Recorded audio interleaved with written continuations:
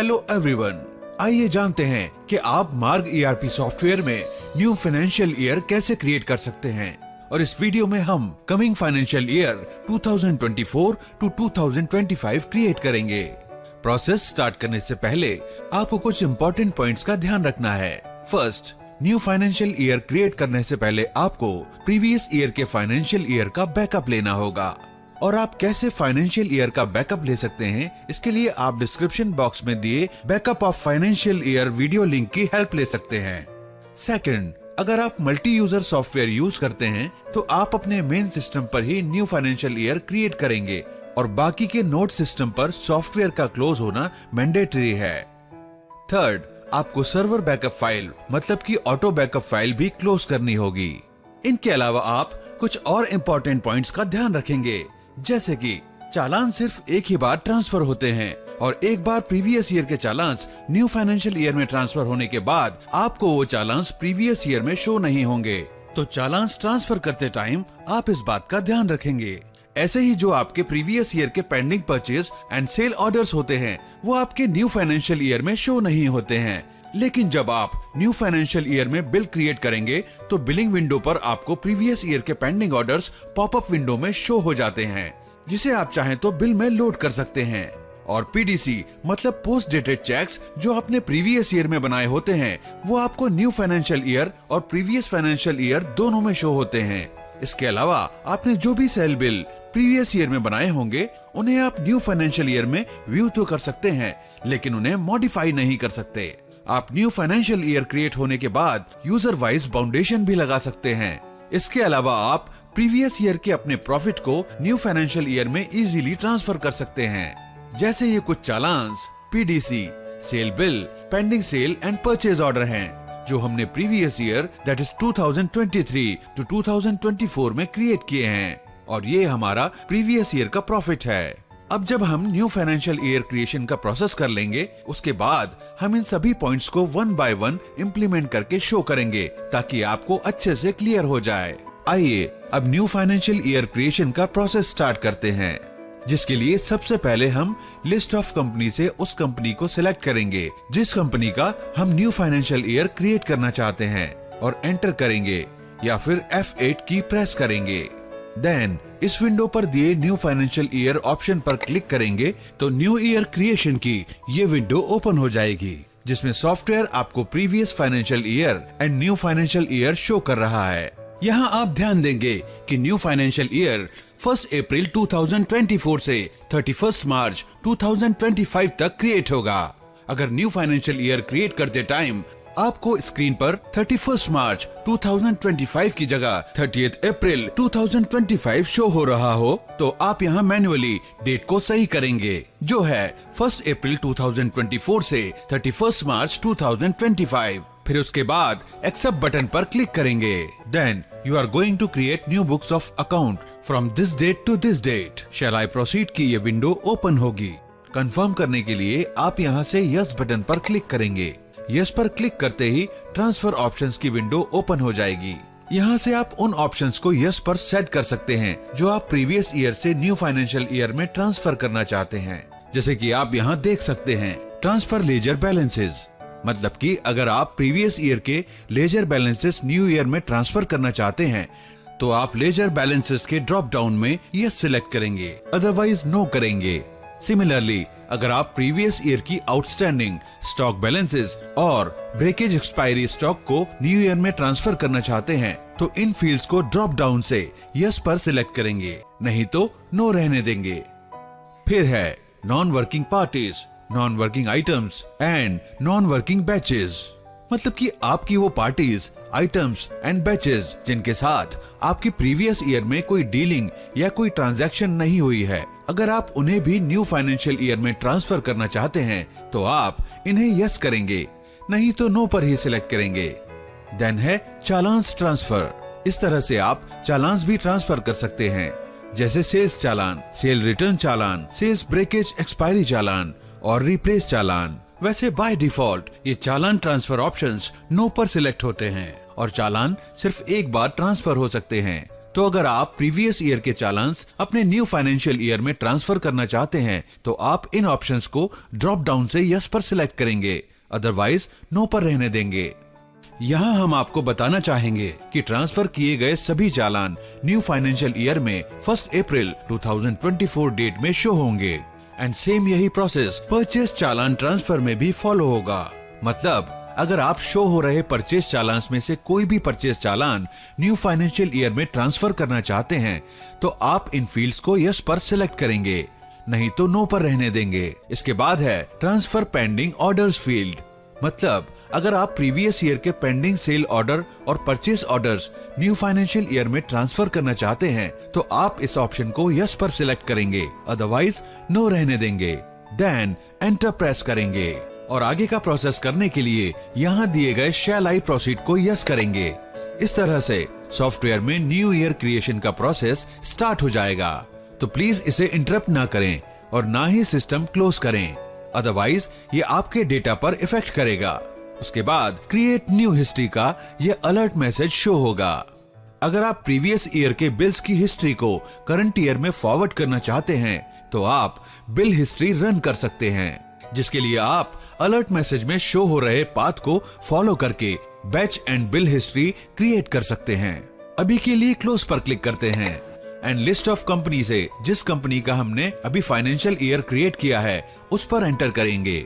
Then यहाँ से mark gateway पर एंटर प्रेस करेंगे। देन आपको आपके ओल्ड फाइनेंशियल ईयर के साथ न्यू फाइनेंशियल ईयर जो अभी हमने क्रिएट किया है वो भी शो हो जाएगा। न्यू फाइनेंशियल ईयर को सिलेक्ट करेंगे और एंटर करेंगे। इस तरह से आप सॉफ्टवेयर होम स्क्रीन पर आ जाएंगे। अब आप न्यू फाइनेंशियल ईयर में अपनी वर्किंग स्टार्ट कर सकते हैं। और एक बात का ध्यान रखेंगे कि एक बार न्यू फाइनेंशियल ईयर क्रिएट होने के बाद आप उसे डिलीट ना करें, क्योंकि चालान सिर्फ एक ही बार ट्रांसफर होते हैं। और यहाँ हम आपको बताना चाहेंगे कि इन केस अगर आपने प्रीवियस ईयर में कुछ चेंजेस किए हैं और उनका इफेक्ट आप न्यू फाइनेंशियल ईयर में लाना चाहते हैं तो प्रीवियस ईयर में चेंजेस करने के बाद सॉफ्टवेयर आपको न्यू फाइनेंशियल ईयर में एक पॉपअप विंडो कैरी बैलेंस की शो करेगा, जिसकी हेल्प से आप प्रीवियस ईयर के चेंजेस न्यू फाइनेंशियल ईयर में ट्रांसफर कर सकते हैं। ध्यान रहे, कैरी बैलेंस करने से पहले आप अपने सॉफ्टवेयर का बैकअप जरूर लें। तो जैसा कि आप स्क्रीन पर देख सकते हैं, आपको अलर्ट विंडो शो हो रही है जिसमें सॉफ्टवेयर आपसे पूछता है कि लास्ट ईयर में जो चेंजेस किए हैं आप उन्हें करंट ईयर में ट्रांसफर करना चाहते हैं, और साथ ही आपको यहाँ नीचे कुछ ऑप्शन भी दिए गए हैं। अगर आप लास्ट ईयर जितने भी चेंजेस हुए हैं उन सबको न्यू फाइनेंशियल ईयर में ट्रांसफर करना चाहते हैं तो आप सिंपली यस टैब पर क्लिक करेंगे। इन केस अगर कैरी बैलेंस की ये विंडो न्यू फाइनेंशियल ईयर में एंटर करते टाइम आपको शो नहीं होती है तो आप सॉफ्टवेयर में दिए गए कैरी बैलेंस ऑप्शन को यूज कर सकते हैं, जिससे आपके प्रीवियस ईयर के चेंजेस न्यू फाइनेंशियल ईयर में ट्रांसफर हो जाएंगे। तो कैरी बैलेंस ऑप्शन के लिए पहले हम रिपोर्ट्स मेन्यू से मैनेजमेंट रिपोर्ट से यूटिलिटी से कैरी बैलेंस पर क्लिक करेंगे। देन कैरी बैलेंस की विंडो ओपन हो जाएगी जिसमें सॉफ्टवेयर आपसे कंफर्म करेगा कि आपके carry balance last financial year से करंट फाइनेंशियल ईयर में ट्रांसफर हो रहे हैं। हम यस पर क्लिक करेंगे। देन ट्रांसफर ऑप्शन की तरह कैरी ऑप्शंस की विंडो ओपन हो जाएगी। यहाँ से आप उन ऑप्शंस को यस करेंगे जो आपको ट्रांसफर करने हैं और एंटर करते हुए कैरी जनरल रिमाइंडर ऑप्शन पर आएंगे और यस करेंगे। देन एंटर प्रेस करेंगे। इसके बाद आपको start carrying from last year name से कंफर्मेशन मैसेज शो होगा। आप यस पर क्लिक करके कंफर्म करेंगे। इस तरह से प्रीवियस ईयर के बैलेंसेस न्यू ईयर में कैरी फॉरवर्ड हो जाएंगे। अब अगर आप चेक करना चाहते हैं कि सभी लेजर्स उनके बैलेंसेस के साथ न्यू फाइनेंशियल ईयर में कैरी फॉरवर्ड हुए हैं या नहीं, तो उसके लिए आप सॉफ्टवेयर की होम स्क्रीन पर Ctrl+L की प्रेस करके चेंजेस देख सकते हैं। इसी तरह से आप Ctrl+I की प्रेस करके आइटम्स के बैलेंस भी देख सकते हैं। इसके अलावा हमने जो पॉइंट्स प्रोसेस स्टार्ट होने से पहले डिस्कस किए थे उन्हें भी इम्प्लीमेंट करके देख लेते हैं। जैसे हमने बताया था कि चालान ट्रांसफर होने के बाद प्रीवियस ईयर से रिमूव हो जाते हैं, तो आप देख सकते हैं हमने जो चालान प्रीवियस ईयर में आपको शो किए थे वो अब यहाँ से रिमूव हो गए हैं और वो सेम चालान न्यू फाइनेंशियल ईयर में 1 अप्रैल डेट में शो हो रहे हैं। इसके बाद है पेंडिंग ऑर्डर्स। तो जैसा कि हमने बताया था कि आपके प्रीवियस ईयर के सेल परचेस के पेंडिंग ऑर्डर्स आपको न्यू फाइनेंशियल ईयर में केवल बिल जनरेट करते टाइम पॉपअप विंडो में शो होंगे। तो आप स्क्रीन पर देख सकते हैं कि इस तरह के पेंडिंग ऑर्डर्स की पॉपअप विंडो सेल या परचेस बिल बनाते टाइम शो हो जाती है।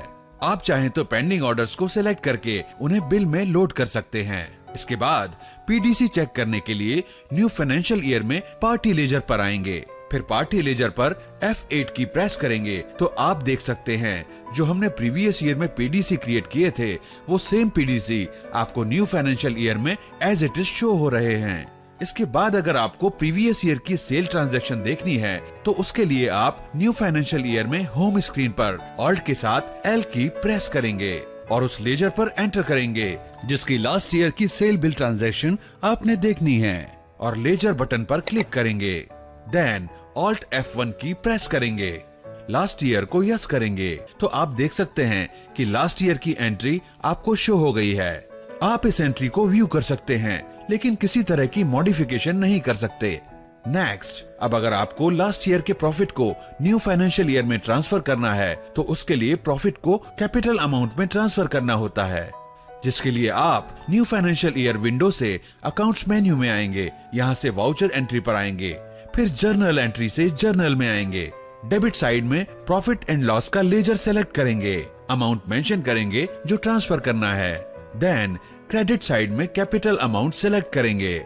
इस तरह से जर्नल एंट्री क्रिएट करने के बाद उसको सेव कर लेंगे।